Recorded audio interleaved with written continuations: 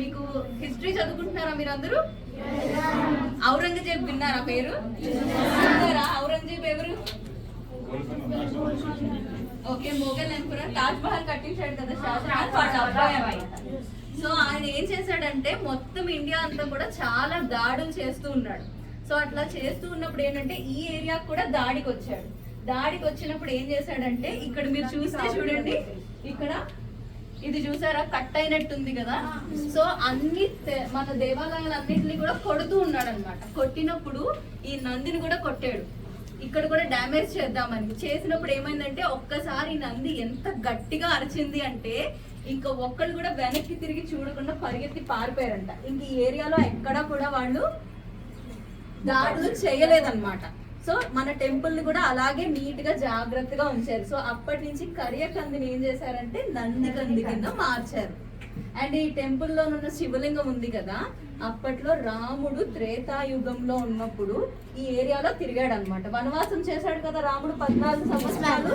So అప్పుడు ఈ ఏరియాలోకి వచ్చినప్పుడు రాముడు ప్రతిష్ఠించిన లింగం ఇది, అందుకే దీన్ని రామలింగేశ్వర స్వామి అంటారు. ఓకేనా? సో ఇంకొక విషయం ఏంటంటే ఈ లింగం పైన 3 గీతలు ఉంటాయి అన్నమాట, ఇట్లా వెర్టికల్ గా పైనుంచి కిందకి. సో అలాంటి లింగాలు చాలా రేర్ గా ఉంటాయి. సో ఒక్కసారి ఇలాంటి లింగాన్ని కానీ చూస్తే మనం 1000 సార్లు శివలింగాన్ని చూసినంత పుణ్యం వస్తుందంట. సో చాలా రేర్ గా ఉంటాయి. అలాగే కిందన స్ఫటికలింగం ఉంటుంది చూడండి, గ్లాస్ కలర్ లో ఉంటుంది. మీరు మళ్ళీ అలా వెళ్ళినప్పుడు చూసుకుంటా వెళ్ళండి. ఓకే, ఆ స్ఫటికలింగం కూడా ప్రతి చోట ఉండదు. అండ్ ఇది ఎప్పుడు కట్టించిన గుడి తెలుసా? 1200 years బ్యాక్ కళ్యాణి చాళుక్యాస్ అని చెప్పి చదువుకున్నారా మీరు? చాళుక్యాస్, కౌటిల్యాస్, కాకతీయాస్ ఇట్లా అని చదువుకున్నారా? సో అలాగా చాళుక్యాస్, కళ్యాణి చాళుక్యాస్ 1000 year ఉంది కదా, 1000 to 1100 year మధ్యలో కట్టించారు అని ఆర్కియాలజీ డిపార్ట్మెంట్ వాళ్ళే చెప్పారు. ఈ మొత్తం టెంపుల్ ని 22 pillars మీద నిల్చోబెట్టారు అనమాట. ఓకే, 22 pillars ని కూడా చాలా బ్యూటిఫుల్ గా. అప్పట్లో మరి బుక్స్ లేవు, వాట్సాప్ లేదు, యూట్యూబ్ లేదు, ఏమీ లేదు. సో ఎలా చదువుకునే వాళ్ళు? ఎవరైనా కానీ టెంపుల్కి వస్తేనే వాళ్ళకి ప్రతి విషయం అర్థమయ్యేది. సో టెంపుల్లో ఉన్న స్తంభాలు అన్నిటి మీద కూడా ఏంటంటే దశావతారాలని, డాన్స్ అని, ఆర్ట్ ఫామ్స్ అని ఇలా రకరకాలుగా చెక్కుతూ ఉండేవాళ్ళు అనమాట. ఓకే, అండ్ ఇవన్నీ మరి నిజమని నేను ఎందుకు నమ్మాలి అంటే బయటికి వెళ్తే మీకు అక్కడ చిన్న స్టోన్ కనిపిస్తుంది చూడండి, ఒక చిన్న హాఫ్ పిల్లర్ లా కనిపిస్తుంది చూసారా? ఆ హాఫ్ పిల్లర్ ఏమంటారంటే శిలాశాసనం అంటారు. శిలాశాసనం ఏంటి అంటే అప్పట్లో మేము ఇది చేసాము, ఈ గుడి దీంతో కట్టించాము, ఈ గుడి తాలూకా స్పెషాలిటీ ఇది అని పర్టికులర్ ఇయర్ లో గుడి అయిపోయిన తర్వాత చెక్కిస్తారనమాట. సో దాని మీద ఉన్నది మనం చదవాలి అంటే మనకు అర్థం కాదు, బట్ స్టిల్ ఆర్కియాలజీ డిపార్ట్మెంట్ వాళ్ళు అదంతా చూసి చెప్పారనమాట.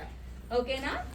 అండ్ ఈ టెంపుల్ పైన ఏంటంటే లోటస్ లాగా ఉంటుందన్నమాట. సో అక్కడ ఆ శిలాశాసనం పైన లోటస్ లా ఉంటుంది చూడండి, 22 రెక్కలు ఉంటాయి దానికి ఆ లోటస్ కి. సో సేమ్ అలాగే ఇక్కడ గర్భగుడి పైన కూడా పెట్టారనమాట. సో వాళ్ళ ఇంజనీరింగ్ ఆర్కిటెక్చర్ మార్వెల్ ఎంత బాగుంటుందంటే ఎవ్రీ 2 months కి స్వామి మీద డైరెక్ట్ గా రేస్ పడే యాంగిల్ మారుతుంది. మీరు యాంగిల్స్ అన్ని నేర్చుకుంటున్నారా మ్యాథ్స్ లో?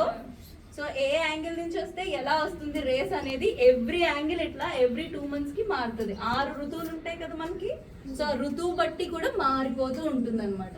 సో ఇవన్నీ కూడా ఈ టెంపుల్ తాలూకా స్పెషాలిటీస్. ఓకేనా? చూడండి